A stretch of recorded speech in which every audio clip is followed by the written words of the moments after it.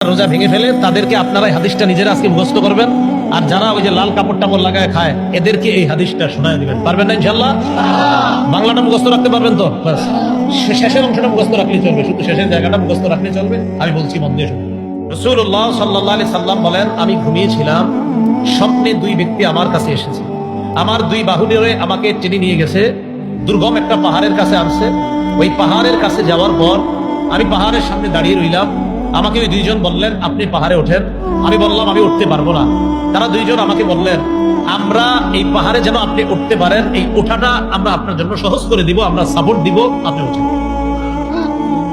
রাসূলুল্লাহ সাল্লাল্লাহু আলাইহি সাল্লাম বলেন, ফাসাইতু, আমি পাহাড়ে উঠলাম। ফাইদা আনা বিকাউমিন মুআল্লাকিনা বিআরাতিবিহিম মুশাক্কাকাতিন আশদাকুহুম, যাইতে যাইতে হঠাৎ আমি একদল মানুষের সামনে গেলাম, তাদের দিকে তাকায় দেখলাম পাগুলা উপরের দিকে বেঁধে রাখা।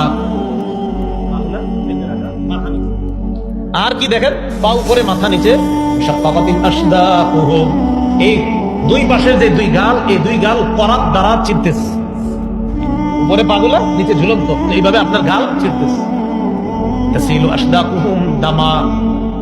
এই পুরা গাল, এই চোয়াল সহ রক্ত পড়তেছে। এই কল্পনা আনেন, দৃশ্যটা কল্পনা আনেন, পা উপরে মাথা নিচে দুই পাশের গাল থেকে রক্ত পড়তেছে। ব্যাপারটা কত ভয়ঙ্কর। রাসূল বলেন, আমি বললাম, এগুলা কারা?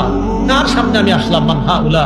ফেরেশতারা জবাব দিলেন, আল্লাযীনা ইফতিরুনা ক্বাবলা তাহিল্লাতি সাওমিহিম, হুজুর এরা তারা যারা ইফতারির সময় হওয়ার আগেই ইচ্ছাকৃতভাবে রোজা ভেঙে ফেলে, এরা তারা।